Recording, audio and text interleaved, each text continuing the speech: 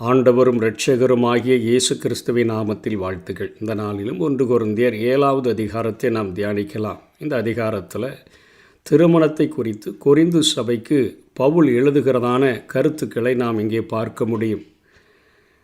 திருமணம் ஆன பின்பாக அவர்கள் ரட்சிக்கப்பட்டிருந்தால், அதாவது அந்த குடும்பத்தில் கணவன் ரட்சிக்கப்பட்டிருந்து மனைவி அவிசுவாசியாக இருந்தால் என்ன செய்ய வேண்டும்? அதே போல் மனைவி ரட்சிக்கப்பட்டு கணவன் அவிசுவாசியாக இருந்தால் என்ன செய்ய வேண்டும்? திருமணங்களை குறித்த உங்களுடைய கருத்துக்கள் என்ன என்று சொல்லி பவுல் அப்போஸ்தலனிடத்தில் கேட்டபொழுது, நம்மை போல அவர்களுக்கு ஒரு தொகுப்பான வேத புத்தகம் இல்லாதபடியினாலே, பிரசங்கிக்கிற பிரசங்கிகளையே அவர்கள் நாடினபடியினாலே இங்கே பவுல் அப்போஸ்தலன் கருத்துக்களை எழுதுகிறதை நாம் பார்க்கிறோம். வசனம் 1 நீங்கள் எனக்கு எழுதின காரியங்களை குறித்து நான் எழுதுகிறது என்னவெனில் என்று சொல்லித்தான் அதை தொடங்குகிறார். ஸ்திரீயை தொடாமல் இருக்கிறது மனுஷனுக்கு நல்லது என்று சொல்லி ஒரு ஆலோசனையை அவர் கொடுக்கிறார். வசனம் 8 விவாகம் இல்லாதவர்களையும் கைம்பெண்களையும் குறித்து நான் சொல்லுகிறது என்னவெனில் அவர்கள் என்னைப் போல இருந்துவிட்டால் அவர்களுக்கு நலமாயிருக்கும் என்று சொல்லுகிறார். கடைசி வசனத்தில் தேவனுடைய ஆவி என்னிடத்தில் உண்டென்று எண்ணுகிறேன், அதாவது தேவ ஆவியானவர் என்னை ஆட்கொண்டிருக்கிறபடியினால் அவருடைய தூண்டுதலின்படித்தான் நான் இதை எழுதுகிறேன் என்கிற காரியத்தை முன்வைக்கும்படியாக கடைசியாக எழுதி முடிக்கும்போது அந்த வார்த்தையை அவர் பயன்படுத்துகிறபடியினாலே, கடைசி காலமாக இருக்கிறபடியினால் எரேமியாவினுடைய நாட்களிலே சிறையிருப்பு நடக்க இருக்கிற அந்த காலகட்டத்தில் எரேமியாவை ஆண்டவர் நீ திருமணம் முடிக்க வேண்டாம் என்று சொன்னது போல அந்த கருத்துக்களை இங்கே முன்வைக்கிறதை பார்க்கிறோம். விவாகம் இல்லாதவர்களையும் கைம்பெண்களையும் குறித்து நான் சொல்லுகிறது என்னவென்றால் அவர்கள் என்னைப் போல இருந்துவிட்டால் அவர்களுக்கு நலமாயிருக்கும் என்று சொல்லுகிறார். வசனம் 26 அது என்னவெனில் இப்பொழுது உண்டாயிருக்கிற துன்பத்தை நிமித்தம் விவாகம் இல்லாதிருக்கிறது மனுஷனுக்கு நலமாயிருக்கும் என்று எண்ணுகிறேன் என்று சொல்லி அவர் சொல்லுகிறதை பார்க்கிறோம். தேவன் இணைத்ததை மனிதன் பிரிக்காதிருக்க கடவன். மத்தேயு 19:6 பார்க்கிறோம்.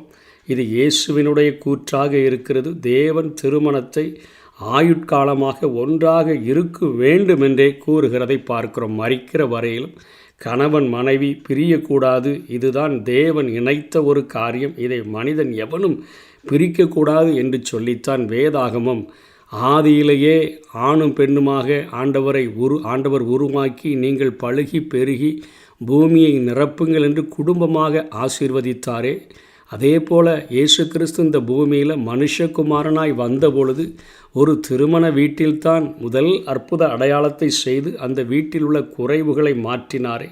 திருமணத்தை அத்தனையாய் கனப்படுத்துகிற ஒரு ஆண்டவர் இடையில் பிரிந்து போகிறதை ஒருபொழுதிலும் அனுமதிப்பதில்லை என்பதை அவர் அழுத்தமாக பவுலும் கூறுகிறதை இதில் பார்க்க முடியும். பவுலும் இதனை சற்று கூட அழுத்தமாக கூறுகிறார். அது கர்த்தரின் உறுதியான கட்டளையே என அடித்து சொல்லுகிறதை இந்த அதிகாரத்தில் பார்க்க முடியும். 10வது வசனம் 11வது வசனத்தில் விவாகம் பண்ணி கொண்டவர்களுக்கு நான் அல்ல, கர்த்தரே கட்டளையிடுகிறதாவது மனைவியானவள் தன் புருஷனை விட்டு பிரிந்து போகக்கூடாது.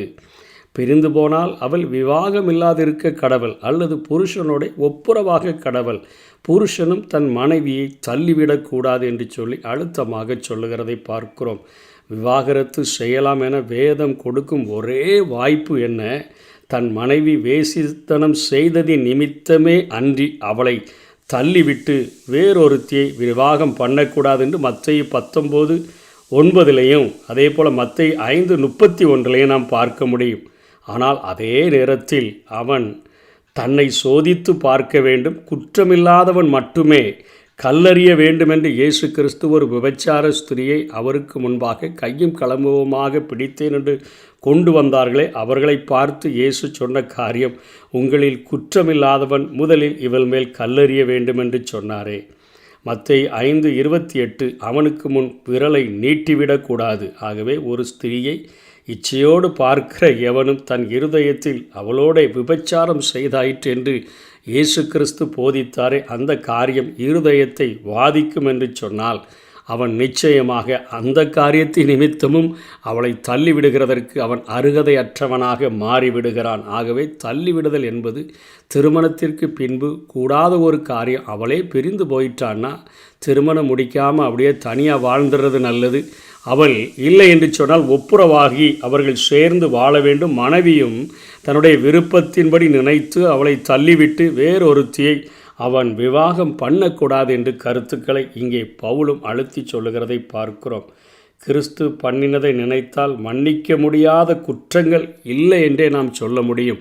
கிறிஸ்து நம்ம எவ்வளவோ பெரிய பாவியாக இருந்த போதிலும் நம்முடைய பாவங்களையெல்லாம் மன்னித்து தன்னோடு கூட சேர்த்து கொண்டிருக்கிறாரே. ஆகவே அவரே நம்மை மன்னிக்கும் போது இந்த உலகத்தில் நம்ம மன்னிக்க முடியாத பாவங்கள் எதுவுமே இல்லை. ஆகவே பிரிந்து போகுதல் என்கிற காரியத்தை வேதம் அனுமதிப்பதே இல்லை என்பதைத்தான் பவுல் ஆணித்தரமாக பேசுகிறார். கொரிந்து விசுவாசிகளில் ரட்சிக்கப்பட்டும் படுகிறதற்கு முன்பாக திருமணம் செய்தோர் அவிசுவாசியான துணையை விவாகரத்து செய்ய வேண்டுமா என்ற கேள்விக்கு பவுல் வேண்டாம் என்றே பதிலளிக்கிறதை பார்க்கிறோம். ஒருவேளை அவிசுவாசியான அந்த துணை வேண்டுமென்றே பிரிந்து போனால் அவர்கள் பிரிந்து போகட்டும் என்று சொல்லுகிறார். 1 கொரிந்தியர் 7வது அதிகாரம் 12-16 வரையிலும் பார்க்கும்பொழுது 12ஆம் வசனத்தில் அவன் கூட இருக்க விரும்பினால், அதாவது இவன் ரட்சிக்கப்பட்டு விட்டான், மனைவி ரட்சிக்கப்படவிடலை, ஆனால் நான் கூட அவங்க கூடவே இருந்துக்கிறேன்னு சொன்னால் அந்த அவிசுவாசி அவளோடனே வாசமாக இருக்க அவள் சம்மதம்னு சொன்னால் அவளை தள்ளிவிடக்கூடாது.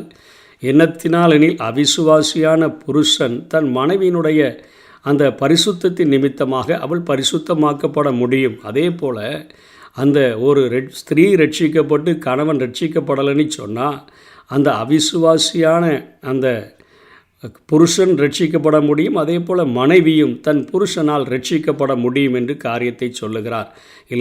இல்லாவிட்டால் உங்கள் பிள்ளைகள் அசுத்தமாக இருக்குமே, இப்பொழுதே அவைகள் பரிசுத்தமாய் இருக்கின்றன என்று சொல்லி பவுல் அப்போஸ்தலன் அவிசுவாசி என்று சொல்லி கணவன் மனைவியையோ அல்லது மனைவி கணவனையோ திருமணத்திற்கு பின்பாக ரட்சிக்கப்பட்டிருந்தால் அதை உடனே இந்த காரணத்தை சொல்லி தள்ளிடணும்னு சொல்லி தள்ளிவிடக்கூடாது என்று சொல்லி பவுல் அப்போஸ்தலன் பேசுகிறார். வசனம் 15 அவிசுவாசி பிரிந்து போனால் பிரிந்து போகட்டும்.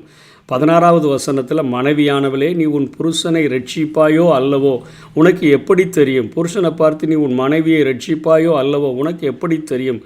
தேவன் அவனவனுக்கு பகிர்ந்தது எப்படியோ கர்த்தர் அவனவனுடைய அழைப்பு எப்படியோ அப்படியே அவனவன் நடக்க கடவன். எல்லா சபைகளிலும் இப்படியே திட்டம் பண்ணுகிறேன் என்று சொல்லுகிறார். அவிசுவாசி என்று கூட நீ தள்ளி விடாதே. அவள் பிரிந்து போனால் பிரிந்து போகட்டும், போயிட்டாளன்னு சொல்லிட்டு உடனே நீ போய் இன்னொருவளை திருமணம் செய்து விடாதே. அவளும் பிரிந்து போனவளும் செய்யக்கூடாது என்று தான் பேசுகிறார். வசனம் 18 விருத்த சேதனம் இல்லாதவன் விருத்த சேதனம் பண்ண வகை தேடக்கூடாது. விருத்த சேதனமும் ஒன்றுமில்லை, விருத்த சேதனம் இல்லாமையும் ஒன்றுமில்லை. தேவனுடைய கற்பனையை கை கொள்ளுகிறதே காரியம்.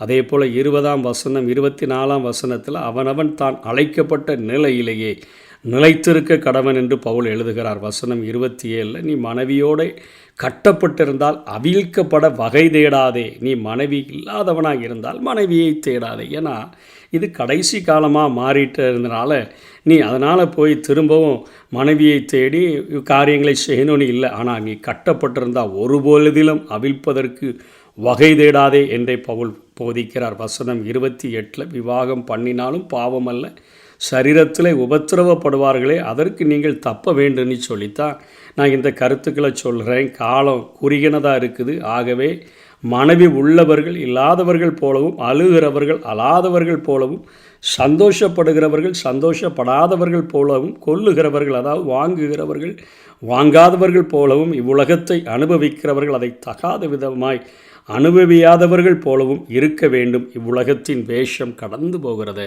பரலோக ராஜ்யத்தில் இயேசு கிறிஸ்து இப்பொழுதே வருகிறார் என்கிறது தான் பவுல் அப்போஸ்தலனுடைய ஒவ்வொரு நாளின் எதிர்பார்ப்பாக இருந்தபடியினாலே அவர் இப்படி காரியங்களை சொல்லுகிறதை பார்க்கிறோம். ஆண்டவருக்காக முதலிடம் கொடுத்து அவர் மேலே அதிக கரிசனையோடு கூட இருங்க. அதைத்தான் மனைவி உள்ளவர்கள் இல்லாதவர்கள் போலவுன்னா மனைவியை விட அதிகமாக தேவனுக்கு கனத்தையும் மகிமையும் செலுத்துகிறவர்களாக எதிர்பார்க்கிறவர்களாக, உங்களுடைய பிரச்சனைகளை நினைத்து அதை குறித்து அழுகிறவர்கள் அழாதவர்கள் போலவும், சந்தோஷம் நிறைய இருக்குதா அதனால் அதை குறித்தே சந்தோஷப்பட்டு உலகத்தில் எவ்வளோ சந்தோஷம் கிடச்சிருக்குன்னு நினைக்காத, சந்தோஷப்படாதவர்கள் போலவும், நிறைய வாங்குறதுக்கு உனக்கு உனக்கு திறமைகளை கொடுத்துருக்கிறாரா?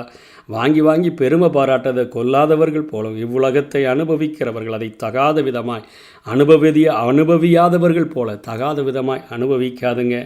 இவ்வுலகத்தின் வேஷம் கடந்து போகிறது, நீங்கள் கவலையற்றவர்களாக இருக்க விரும்புகிறேன் என்று பவுல் பேசுகிறார். விவாகம் இல்லாதவன் கர்த்தருக்கு பிரியமாய் இருக்கிறதற்காக கர்த்தருக்குரியவைகளுக்காக அவன் கவலைப்படுகிறான். விவாகம் பண்ணினவன் மனைவிக்கு பிரியமாய் இருப்பதற்காக உலக கவலை கொள்ளுகிறவனாக அவன் இருக்கிறான். அதே போல் விவாகம் இல்லாதவன் சரீரத்திலும் ஆவியிலும் பரிசுத்தமாக இருக்கும்படி கர்த்தருக்குரியவைகளுக்காக கவலைப்படக்கூடியவளாக இருக்கிறாள். தன் புருஷனுக்கு விவாகம் பண்ணினவள் தன் புருஷனுக்கு பிரியமாயிருக்க உலக கலவலை கொள்ளுகிறவளாக அவள் காணப்படுகிறாள். உங்கள் சுய பிரயோஜனத்துக்காக சொல்லுகிறேன் என்று சொல்லி இந்த காரியத்தை பவுல் அப்போஸ்தலன் சொல்லுகிறார். அதனைத் தொடர்ந்து தகப்பன் விவாகம் பண்ண நினைத்தால், தன் ஸ்திரீக்கு விவாகம் பண்ண வேண்டும் என்று அவன் நினைத்தால் அவன் பண்ணட்டும். அதே போல் தன் இருதயத்தில் அவன் உறுதி உள்ளவனாக இருந்து அவளுடைய கன்னி பருவம் அப்படியே இருக்கட்டும்னு நினச்சா அவன் திருமணம் பண்ணி கொடுக்க வேண்டியதில்லை. யார் என்ன சொன்னால் என்னையா, கர்த்தருக்காக அவள் இருக்கட்டும் என்று அவன் இருதயத்தில் உறுதியாக இருக்கணும். அப்படி இருந்தான்னு சொன்னால் திருமணம் பண்ணி கொடுக்க வேண்டியதில்லை. கொடுக்கிறவனும் நன்மை செய்கிறான், திருமணம் செய்து கொடுக்காது இருக்கிறவனும் அதிக நன்மை செய்கிறான் என்று சொல்லிட்டு மனைவி தன் உயிரோடு இருக்கும் அளவும் பிரமாணத்தில் கட்டப்பட்டு இருக்கிறாள். ஆகவே எனக்கு எழுதினீங்களே பிரிஞ்சிடலாமான்னு சொல்லி மனைவி தன் புருஷன் உயிரோடு இருக்கும் அளவும் பிரமாணத்தில் கட்டப்பட்டு இருக்கிறாள். தன் புருஷன் மரித்த பின்பு தனக்கு இஷ்டமான கர்த்தருக்குட்பட்ட எவனையாகிலும் அவள் விவாகம் பண்ணி கொள்ள வேண்டும். அப்படியே இருந்துவிட்டால் பாக்கியவதி, என்னிடத்திலும் தேவனுடைய ஆவி உண்டென்று எண்ணுகிறேன் என்று சொல்லி தேவன் இணைத்ததை மனிதன் பிரிக்காதிருக்க கடவன். ஒருவேளை பிரிந்து போயிருந்தாலும் அவர்கள் அடுத்த திருமணத்தை செய்தால் அது மிகப்பெரிய ஒரு பாவம். அப்படியே இருந்து விட்டால் கூட போதும். ஆனால் அவர்கள் அடுத்த திருமணத்திற்கான காரியங்களை செய்தார்கள் என்று சொன்னால் பாவம்.